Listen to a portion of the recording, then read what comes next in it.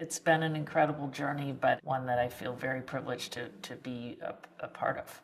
We've come to see that so much of this is about leadership development. I happened upon an idea that I am obviously very passionate about. And that idea also magnetized a whole lot of other people. And I feel like I've just been pursuing the journey very openly, reassessing constantly what's working and what's not, in pursuit of that idea fulfilling its potential. If I was left to my own devices, I would probably be in very small groups or by myself. But as you say, I mean, that's not realistic. And I think I've probably pushed myself to just try to feel comfortable in who I am. Like, I don't need to be the most outgoing person in the room. I can just be centered in who I am and approach everything as a learning opportunity. You know, you're listening to others and engaging and trying to maximize every opportunity to take things forward. So I've probably become more comfortable over time, but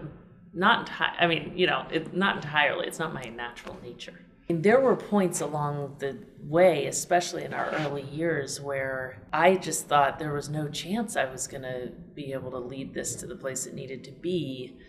And the only reason that I stayed and went through the learning curve to evolve myself to be able to do it was because I could not find another option. But having done it, I just know that others could do it. This is so much about building the capacity within the organization so that it doesn't all go to one person. I can shape my life. I can shape how I spend my time, and that's one of the advantages of being an entrepreneur. I spend an enormous amount of energy figuring out how to spend my time. There's just an immense diversity in what I do. Every hour is precious. That's really the mindset that I have brought to this, and I think that accounts for the evolution as well. It's just the constant reflectiveness and creating the personal space for reflection.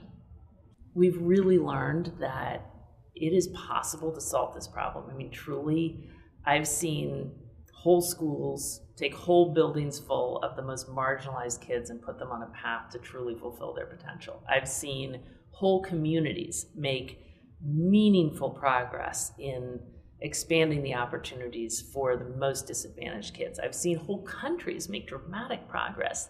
So we know it can be done. What I've also seen is that always, always, always, without any exceptions, leadership is at the core of the solution. Always. Always, it's because of the leadership. And yet we spend so little time thinking, okay, how are we going to develop the leadership to really take this to scale? It was just one of those things. I mean, the timing was so perfect. The mood on college campuses, the interest in corporate America to actually do something to improve education. There were massive teacher shortages in the country. I mean, I really believe that if I hadn't started this, someone else would have come to it and done it within 6 months, because it had to happen. And so it was very quickly far beyond me. And within 1 year, we had placed 500 teachers in 6 communities across the country. And that was really the beginning of the real learning curve and journey that has gone on now for ever since.